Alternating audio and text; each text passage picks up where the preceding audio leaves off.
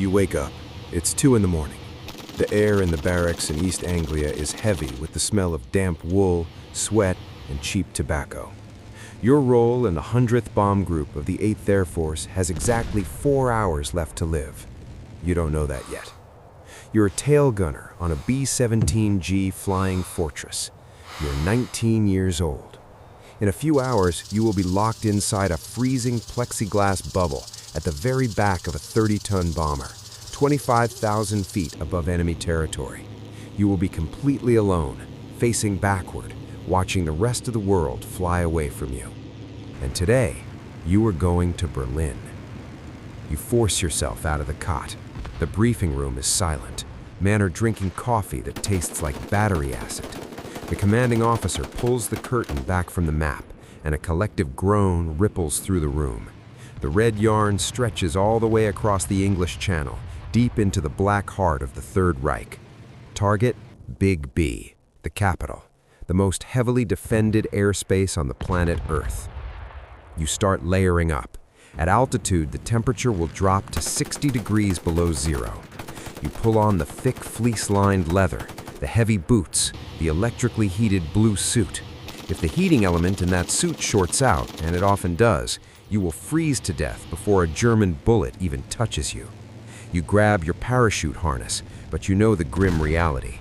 The escape hatch in the tail is agonizingly small. If the plane goes into a spin, the centrifugal force will pin you to the walls. You aren't getting out. To understand how terrifying this was, you need to know what it meant to be the tail gunner. You are the rear guard, the eyes and the back of the head of the formation. The Luftwaffe knows that the easiest way to kill a B-17 is to sneak up on it from behind, out of the sun, and pour fire into the wings. Your job is to stop them. Your only friends are twin 50 caliber M2 Browning machine guns, fed by belts of armor-piercing and tracer rounds. You climb into the bomber. It smells like hydraulic fluid, high-octane aviation gas, and pure fear. You crawl over the catwalks, past the waist gunners, past the tail wheel, and wedge yourself into your position. You sit on a bicycle seat. Your knees are pressed against your chest. Your head is wedged against the glass. You rack the charging handles of the twin 50s. The heavy metallic clack is the only sound that makes you feel safe. The engines cough, spit smoke, and roar to life. The vibration shakes your teeth, and then you are in the air. For the first 2 hours, it is just cold, suffocating, relentless cold. Frost forms on the inside of your oxygen mask. Every time you exhale, ice builds up on the rubber. You have to routinely crack the ice away with your frozen gloves just to keep breathing. If your oxygen line disconnects, you have roughly 3 minutes of useful consciousness before your brain simply shuts off. You will quietly fall asleep and never wake up. But what you didn't know was that the cold was going to be the easiest part of this mission. As the formation crosses into German airspace, the radio crackles. Bandits, Focke-Wulf Fw 190s, and Messerschmitt Bf 109s rising from the airfields below like an angry swarm of hornets. You grip the spade grips of your guns. Your thumbs hover over the firing triggers. You stare out into the endless expanse of blue, looking for black dots. And then the flak starts. It doesn't look like it does in the movies. It doesn't look like fire. It looks like black puffs of dirty cotton suddenly appearing in the sky out of nowhere. But it's the sound that haunts you. Over the deafening roar of 4 Wright Cyclone engines, you hear it, a deep, hollow crump, crump, crump. Shrapnel the size of jagged razor blades tears through the aluminum skin of your bomber. It sounds like someone throwing handfuls of gravel against a tin roof. A bomber off your left wing takes a direct hit. There's no Hollywood explosion. The wing just snaps off. The massive machine rolls over on its back, completely silent in the vacuum of the sky, and plummets toward the earth. You watch 10 men you ate breakfast with 3 hours ago, vanish into the abyss. You can't scream. You can't cry. The oxygen mask won't let you. But this was only the beginning. The flak stops, and any veteran gunner will tell you, when the flak stops, that's when your blunt should really run cold. The anti-aircraft batteries on the ground are turning off their guns so their fighters can come in. You scan the horizon. You're waiting for the Focke-Wulfs. You know how to fight them. You know how to track their speed. You know to lead your target by 3 rings on your gun sight. You've been trained for this exact mathematics of death. And then you hear a sound that shouldn't exist. It isn't the roar of a propeller. It's a scream, a tearing, shrieking whoosh that cuts through the noise of your own engines. You look high, and at your 6 o'clock, a shape is diving out of the clouds. It's shaped like a shark with swept-back wings, and it has no propellers. It's moving at a speed that your brain physically cannot comprehend, over 500 miles per hour.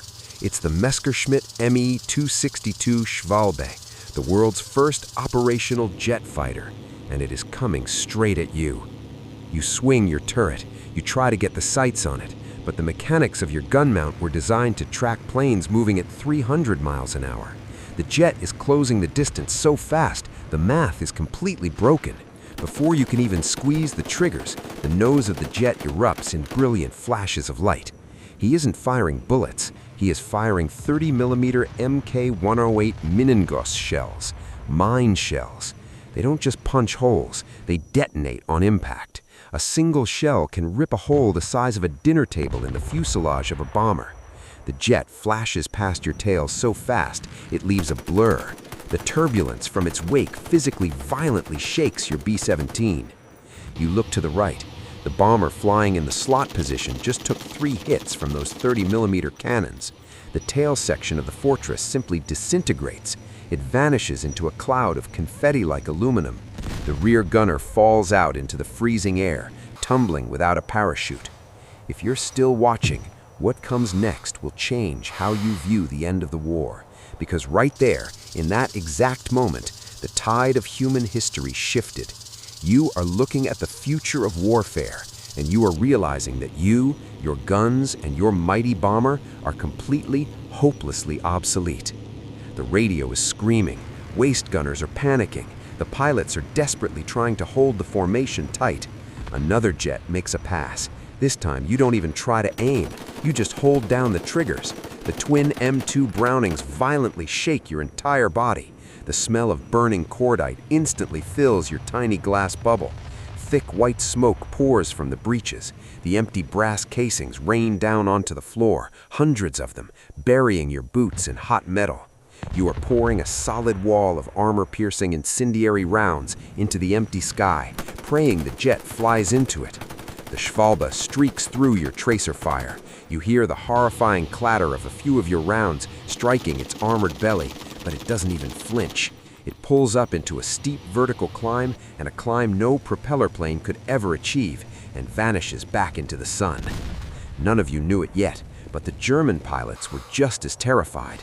The Me-262 engines were highly unstable. If the pilot throttled up too fast, the jet engines would simply burst into flames, melting the pilot alive in his own cockpit. They had minutes of fuel. They were flying on the absolute razor's edge of experimental technology, sent up by a dying regime in a desperate attempt to stop the bleeding. But in your glass bubble, they are gods of death. For 20 agonizing minutes, the jets tear through the bomber stream. They strike with impunity, moving too fast to be caught, hitting too hard to be absorbed. You fire until your gun barrels are glowing cherry red. You fire until the mechanisms jam from the heat. You fire until you're screaming into your frozen oxygen mask, the sound muffled by the rubber, heard by absolutely no one. And then, as quickly as they appeared, the sky is empty. The jets are out of fuel. They dive away back to their hidden runways. The silence that follows is heavier than the gunfire. You are covered in sweat, despite the -60 degrees air. Your hands are locked into claws around the spade grips. You try to let go, but your muscles refuse to obey. You look out the cracked, frost-covered plexiglass. The bomber stream is shattered. Columns of black smoke mark the graves of American boys falling toward the German earth. You survived the run. The bombs are dropped. The pilot turns the battered Fortress back toward the English Channel, but the journey home is a ghost ship. You stare out at the empty sky for 4 more hours, jumping for every shadow, every glint of sunlight on a cloud. When the wheels finally touch down in East Anglia, you don't kiss the ground. You don't cheer. You crawl out of the tail hatch, drop onto the damp grass, and you just stare at the sky. You walk back into the barracks. The smell of damp wool and cheap tobacco is still there, but half the bunks are empty. There are footlockers filled with letters that will never be mailed. There are half-smoked cigars resting in ashtrays belonging to 19-year-old boys who were... If this story stayed with you, subscribe, because the darkest tales of World War II are the ones they tried to bury.